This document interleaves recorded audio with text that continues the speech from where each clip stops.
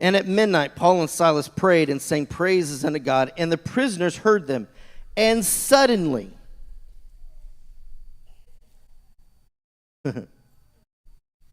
there was a great earthquake, so the foundations of the prison were shaken, and immediately all the doors were opened.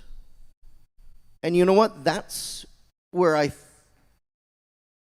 always remembered, but the next final line I had to relearn. It said, and everyone's bands were loosed. Growing up, I thought that meant Paul and Silas's. That in the midst of being in prison, in the midst of being in torment, in the midst of being in pain and tired, and sick and tired of being sick and tired, and all the things going on, Paul and Silas made a choice decision in their heart and in their head to praise and worship God at the top of their lungs, not worrying about what somebody else thought. And in the midst of that, all of a sudden, there was a massive earthquake in the jail. That all the doors opened. They just popped open. And all the bands were loosened. That wasn't just Paul and Silas's. That was everyone in that jail cell. Their praise and worship didn't just free them. It freed the people around them. Think about it. All of a sudden, dead silence. Two guys start worshiping. They get louder. They get louder. They get more excited. I'm sure it was just it could have been as intense as roar. And I mean, they're just roar kind of a thing. And just having this amazing worship service, and all of a sudden, everything starts to rock and roll and rattle. Doors pop open.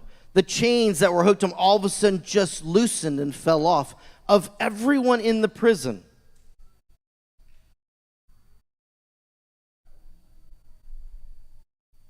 And the keeper of the prison, awaking out of his sleep. Yeah, that would have woke me up too. I mean, unless you can sleep through an earthquake and praise and worship. And the keeper of the prison, awaking out of the sleep and seeing the prison doors were open, he drew out his sword and would have killed himself because he knew what the punishment was for escaped criminals, supposing that the prisoners had fled.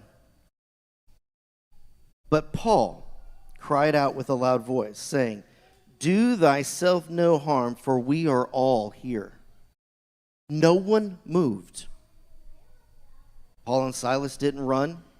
The rest of the prisoners didn't run.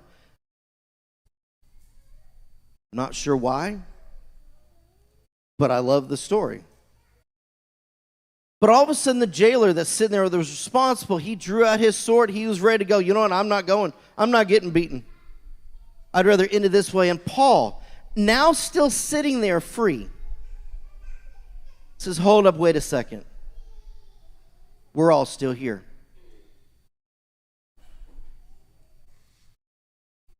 Then he called for a light and sprang in and came trembling and fell down before Paul and Silas and brought them out and said, sirs, what must I do to be saved?